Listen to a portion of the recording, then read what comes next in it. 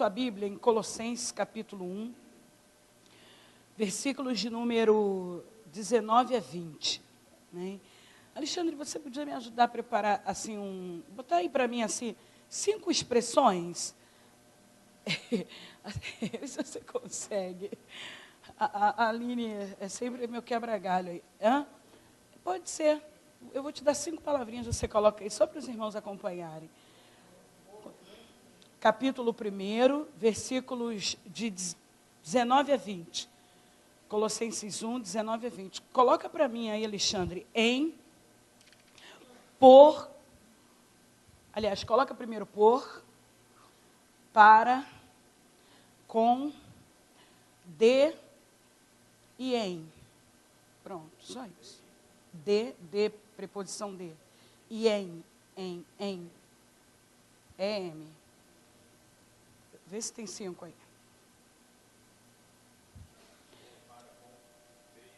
Isso. Colossenses 1, 19 e 20. Diz assim: porque foi do agrado do Pai que toda a plenitude nele habitasse, o qual, havendo por ele feito a paz pelo sangue da sua cruz, por meio dele reconciliasse consigo mesmo todas as coisas, tanto as que estão na terra como as que estão nos céus. O pastor Eliel abriu aqui em Salmo 113 e leu um salmo de louvor a Deus, amém? Onde Deus é entronizado. E eu gostei, porque me abriu o caminho para aquilo que a gente quer falar aqui nessa noite, onde em Cristo habita todas as coisas. Paulo, quando escreveu essa carta aos Colossenses, Paulo nunca foi nessa igreja. Quem fundou essa igreja foi um discípulo de Paulo. Foi uma pessoa que ele ganhou para Jesus, provavelmente Epáfras, e Epáfras morava em Colosso, abriu essa igreja. E Paulo sempre soube notícias dessa igreja por meio de cartas, né? Ele nunca foi lá. E ele escreveu essa carta com a igreja ainda novinha, mas uma igreja que foi muito fiel ao Senhor, uma igreja que amou o Senhor, uma igreja que gostou de ter recebido Cristo como Salvador. E a Bíblia vai dizer, então, que ele escreve essa carta para combater algumas heresias que estavam entrando dentro dessa igreja por meio de alguns homens que se diziam ser mestres da lei. Eles eram chamados de gnósticos. A palavra gnóstica quer dizer sabedoria, no menor nível da palavra sabedoria. Então eles se achavam sábios e, na verdade, eles estavam tentando colocar dentro da igreja, era uma disseminação de uma falsa doutrina, de um falso ensinamento, colocando em xeque-mate a divindade de Cristo. Olha que perigo. Eles são parecidos com os testemunhas de Jeová, que considera Cristo um enviado, um profeta, menos Deus. Se você for conversar com os testemunhas de Jeová, você tem que ter uma noção boa do entendimento das Escrituras, porque eles conseguem quase convencer a você, pelas falsas Escrituras deles, que Cristo não é Deus, que eles põem em xeque-mate a divindade de Cristo. E esses gnósticos estavam fazendo isso. Eles estavam colocando, Cristo, tinha um grupo deles que eram saduceus. Então eles estavam pondo em xeque-mate a ressurreição de Cristo, porque eles não criam na ressurreição. A adoração aos anjos, você vai ver no capítulo 2, Paulo refutando isso. E eles estavam colocando em xeque-mate a divindade de Cristo. Ou seja, Cristo não é um ser divino.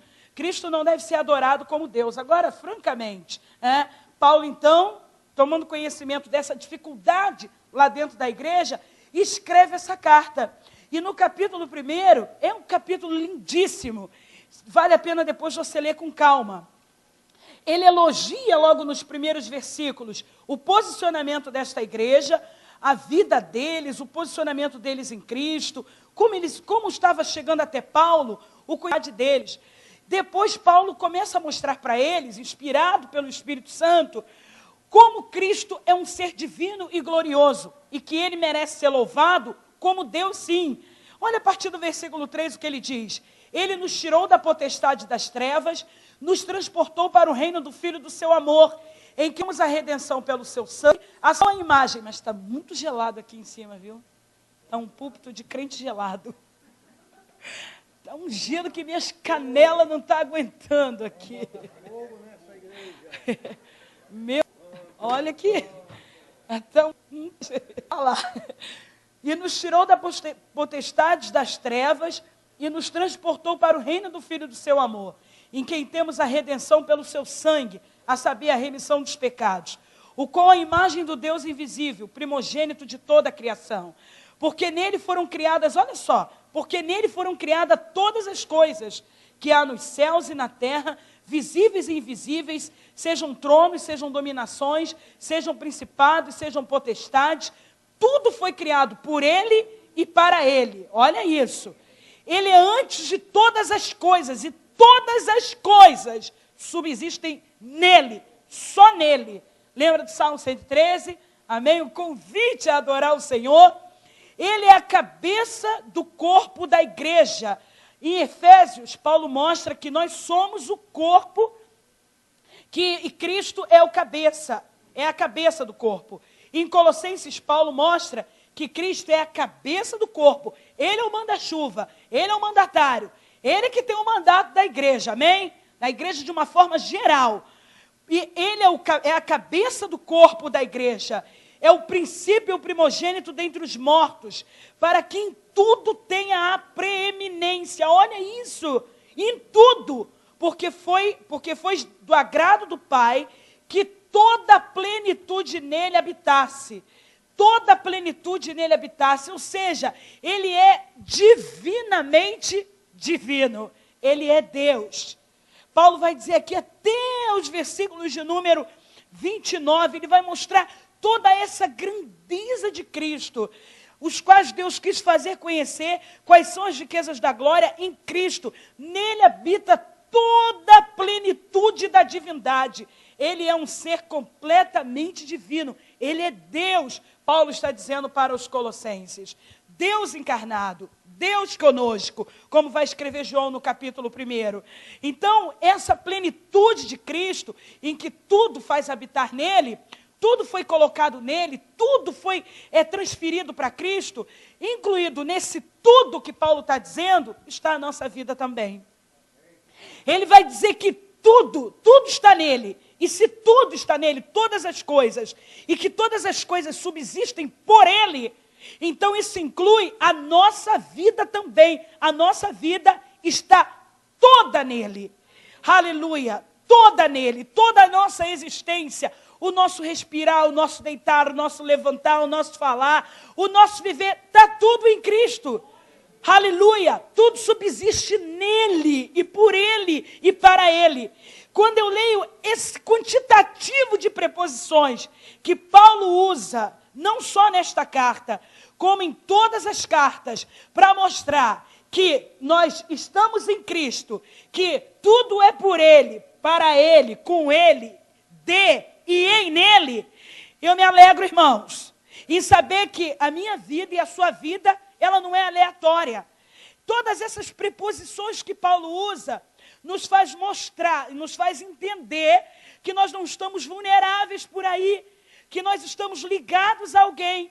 Quando nós falamos dessas preposições, nós vamos só um pouquinho de nada entender preposições para a gente entender a nossa posição em Cristo, o nosso lugar em Cristo, porque às vezes a gente acha que não tem lugar em nada, porque às vezes a gente acha que a nossa vida não vale de nada, mas a Bíblia está dizendo aqui que nós estamos nele, que tudo subsiste nele, que antes de todas as coisas subsistem por ele, e que foi do agrado do Pai que toda a plenitude nele habitasse. Então, se tudo está nele, nós estamos nele. O que é uma preposição? Ah, irmã Rosane, está de brincadeira. Você veio pregar ou veio dar noções de língua portuguesa? Não, para a gente entender a nossa posição em Cristo, a gente vai dar essa caminhada. Então, o que seria uma preposição para a gente entender?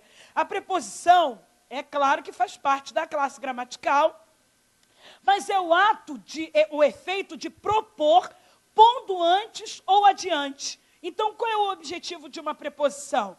O objetivo da preposição é tratar o efeito daquilo que está sendo colocado antes e adiante. Então, o que eu entendo quando Paulo diz que eu estou em Cristo, por Cristo, para Cristo, com Cristo, de Cristo? É que antes de sermos quem somos, nós somos em Cristo. Aleluia! Eu vou repetir. Antes de sermos quem somos, nós somos em Cristo. Quando analisamos à luz das preposições, tudo, quem somos em Cristo, nós entendemos que quem a gente é não importa mais. O que importa é o que somos em Cristo.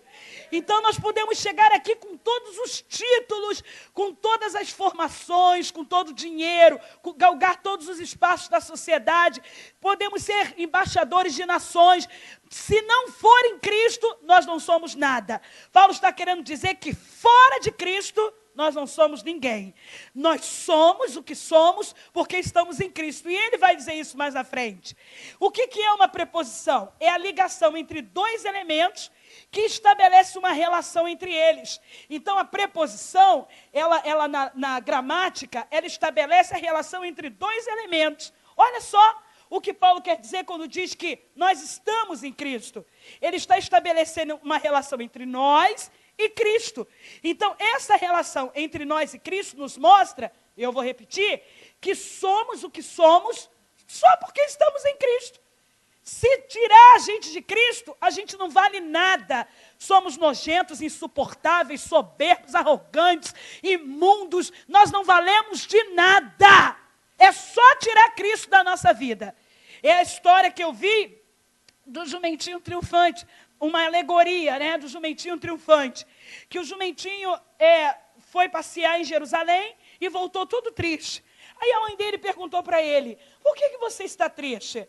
Ele disse, fui dar uma volta em Jerusalém para ver se jogavam ramos em cima de mim e mantos, mas ninguém nem se importou, ninguém nem olhou para mim. Então a mãezinha do jumentinho disse para ele, ah, meu filho, deixa de ser bobo, aquele momento só aconteceu porque Cristo estava por você e sobre você. Você foi sozinho. Sem Cristo, você não é ninguém. Sem Cristo, você não é nada. Vai lá e volta e ninguém vai te ver. Amém? Agora, em Cristo, tudo muda. Nós temos uma relação estabelecida nele. Amém? Por isso que o mais vil pecador, o mais miserável dos homens, quando recebe Cristo como Salvador, tudo muda de foco. Aleluia! Já não basta ser um ser humano qualquer. É um ser humano em Cristo, com Cristo, por Cristo e de Cristo. Amém? Aleluia! Então, os termos da preposição são denominados, uma terceira coisa sobre preposição. Existem dois termos da preposição que são denominados de regentes e regidos. Então, dentro de uma preposição, os termos eles podem estabelecer regência e regido. Quando Paulo usa essas preposições para dizer a nossa posição em Cristo, Paulo está dizendo que temos um regente e que temos um regido. O regente é Cristo. E nós somos regidos. Por isso que Paulo vai dizer em 1 Coríntios 15:10, sou o que sou, pela graça de Deus. É bom conferir esse texto, porque ele vai defender o apostolado dele aqui. E ele vai dizer, pela graça de Deus, sou o que sou. E se sua graça para comigo não foi vã, antes trabalhei muito mais do que todos eles. Todavia eu não, mas a graça de Deus que está comigo. Paulo vai dizer que por causa desse elo de ligação entre regido e regente. Quem está em Cristo é regido e tem um regente. Você pode dizer de peito aberto, eu não mando na minha vida, eu sou regido, porque tenho um regente, e o meu regente é o Senhor Jesus Cristo, amém? Essas posições não nos colocam só numa posição de privilegiados, mas uma posição também de obedientes, de servos, porque se essas preposições nos colocam numa posição em Cristo, é porque nós somos regidos por alguém, e esse alguém é Jesus. Eu vejo a minha vida regida por Deus. Eu hoje estava pensando o dia todo, quantos livramentos Deus me dá, quantos, se eu for computar isso, tanto sozinha, andando a pé, acompanhada no carro dos outros, em estrada, quantos livramentos Deus me dá. São inúmeros. E eu fico assim, maravilhada de saber que a nossa vida é regida por Cristo. O que justifica tantos livramentos? Nós temos um regente, amém? Que é o regente das nações. Então nós temos essas denominações, regente e regido. Paulo vai deixar isso mais claro em Efésios 1, 23. Olha como é que essas preposições aqui em Efésios. Efésios, então, Paulo gasta de falar isso. Paulo exagera na linguagem, nos colocando na posição em Cristo Jesus. Ele vai dizer aqui no capítulo 1, que é o seu corpo, a plenitude daquele que cumpre tudo em todos, que é o seu corpo. Ele vai dizer no versículo 22, e sujeitou todas as coisas aos seus pés, e sobre todas as coisas, eu gosto desse negócio de todas, todo, em Cristo, né? Isso é completamente absoluto, o pronome aqui é absoluto, todos, todas as coisas, o constituiu como cabeça da igreja, aleluia, que é o seu corpo, diga, eu sou o corpo de Cristo, a plenitude daquele que cumpre tudo em todos, aleluia, a plenitude daquele que cumpre tudo em todos. Isso nos mostra que nós temos um regente e nós somos regidos.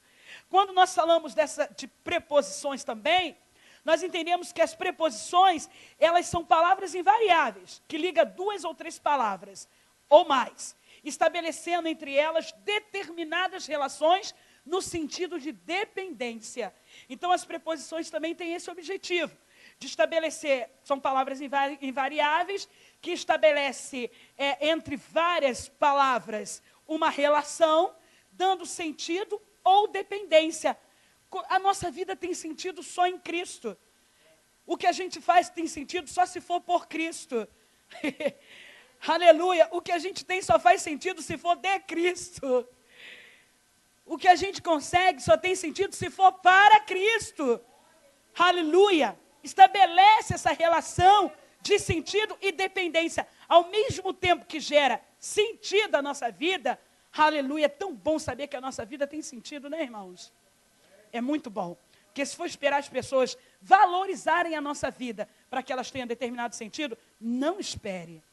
A nossa valorização e o nosso sentido está em Cristo. Saiu de Cristo, ninguém nos valoriza nada. Amém? É Cristo que nos dá o devido valor. E aí nós vamos entender Colossenses 1,17, quando Paulo diz, e antes de todas as coisas, e todas as coisas subsistem por ele. Olha só, relações de sentido e dependência. Agora tem sentido, tudo subsiste nele, ele está no controle de tudo. É aquela frase que já virou um jargão no nosso meio, Deus está no controle. E é verdade, ele tem um controle de tudo. E isso nos causa também uma dependência. Aleluia, se tudo subsiste por ele e para ele, e todas as coisas subsistem por ele, então isso nos faz sermos dependentes dele. Nos faz criar uma dependência de Deus, uma dependência de Cristo, para nos guardar, para nos livrar, para nos abençoar. Quem é que não está chateado com o que está acontecendo no Brasil, não é verdade? Se a gente deixar, a nossa humanidade aflora e a gente tem vontade de protestar muito mais, não é verdade? Está nas nossas barbas, está na nossa cara o que estão fazendo com a gente. As manobras políticas, a mentira, está na nossa cara. Mas a gente sabe que Jesus tem o controle de tudo.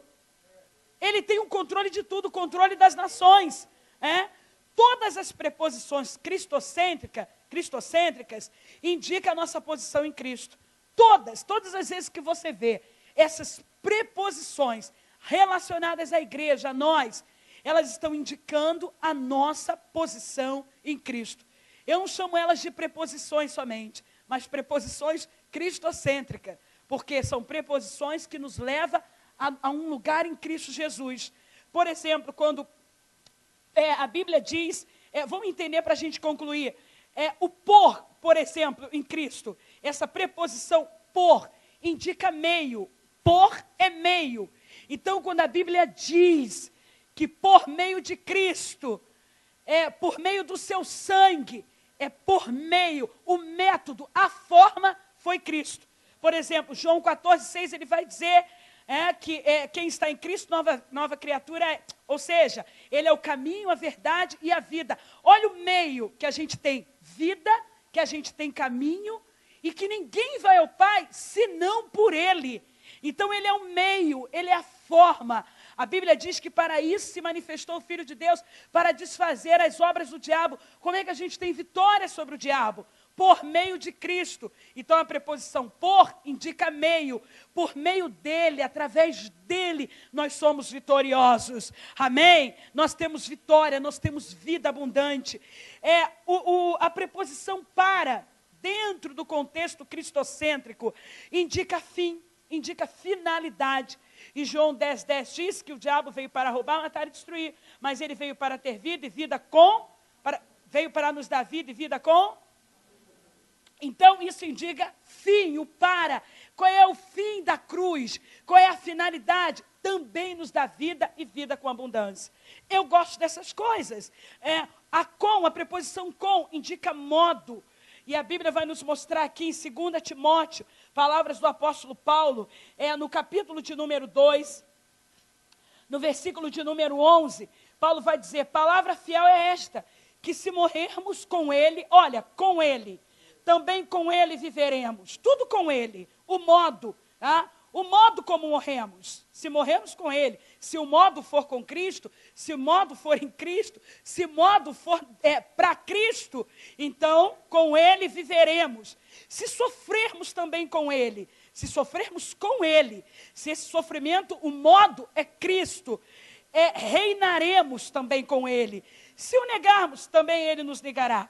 Olha só, como Paulo usa dessa linguagem aqui de preposição. Portanto, tudo sofro por amor a Cristo, dos escolhidos, para também eles alcançarem a salvação que está em Cristo Jesus, com glória eterna. É tudo nele. Isso nos mostra o nosso posicionamento em Cristo Jesus. Não somos meros cristãos, meros crentes. Estamos naquele em que nele subsiste todas as coisas. Todas. E o de indica posse. A preposição de, ela indica posse. E eu gostei muito disso. Posse é como se tivéssemos um dono, fôssemos propriedade. E de fato somos. Olha o que Pedro escreve na segunda carta, no capítulo de número 2, só mais um item e a gente termina. No capítulo de número 2, no versículos de número 9 e 10. É um texto muitíssimo conhecido nosso, muitíssimo, mas para a gente não citá-lo de forma errada, vamos verificá-lo aqui. Primeira carta de Pedro, capítulo 2, versículo de número 10, Pedro vai escrever assim, a partir do 9. Mas vós sois geração eleita, sacerdócio real, a nação santa, o povo adquirido, para que anuncieis as virtudes daquele que vos chamou das trevas para a sua maravilhosa luz. Vós que em outro tempo não eras povo, mas agora sois povo de... Então, a preposição de aqui indica posse. Nós não somos de qualquer um, nós somos de Deus. Propriedade exclusiva de Deus. Amém? Temos um dono, temos um Senhor. Aleluia! Fomos comprados por um bom preço. Que não tinhas alcançado misericórdia, mas agora alcançaste misericórdia. Somos povo, propriedade exclusiva de Deus. Povo de propriedade exclusiva de Deus. Com que autoridade Deus pode dizer que é o nosso dono? Com toda a autoridade que Ele quiser. Como é que Deus pode garantir que é o dono da gente? Só é dono quem se apropria. E a gente só se apropria de alguma coisa, ou por herança, ou por compra, certo? E Ele se apropriou de nós por meio de compra. Nós fomos comprados por um bom preço. Pedro vai dizer aqui mesmo nesta carta, amém? Então somos propriedade deles. E o em indica tempo, a preposição tempo. E a Bíblia vai nos dizer aqui, em Efésios, Paulo vai dizer nesta carta, no capítulo de número 2, no versículo de número 13, aleluia, que essa preposição em indica tempo, momento, espaço. Versículo de número 13, mas agora em Cristo Jesus, agora em Cristo, aleluia, nesse tempo, nesse momento, vós que estavas longe, já pelo sangue de Cristo, chegastes perto. Aleluia, agora nessa dispensação, no tempo da graça, mas agora, então essa preposição indica o tempo, o momento. Se nós nos apropriarmos disso, dessas posições que a Bíblia nos coloca, aleluia, posições de privilegiados, posições em Cristo, só em Cristo, com Cristo, por Cristo, para Cristo, só nele nós conseguimos ser quem nós somos. Saiu Cristo, acabou. E para nós terminarmos, vou citar aqui 1 de Pedro 1,19, que Pedro vai dizer assim: mas com o precioso sangue de Cristo, como de um cordeiro imaculado e incontaminado. Ah, que coisa linda é isso aqui. É assim que nós somos comprados, com o sangue precioso de Cristo, como de um cordeiro imaculado. Nossa vida está nele, é para ele, é com ele. Por isso Paulo vai terminar a sua carta, o seu louvor a Deus, lá em Romanos capítulo 18, dizendo para todos nós: glória, pois, a ele, eternamente na igreja. Sua vida está em Cristo, sua vida é cristocêntrica, ela só vai funcionar, e ela só funciona em Cristo Jesus. E é por isso que a nossa vida funciona, porque ela está em Cristo. Temos um regente e somos regidos, amém? Temos um elo de ligação, Cristo, amém? Que Deus os abençoe. Aleluia. Quantos recebem essa palavra da parte de Deus? Em Cristo, tudo.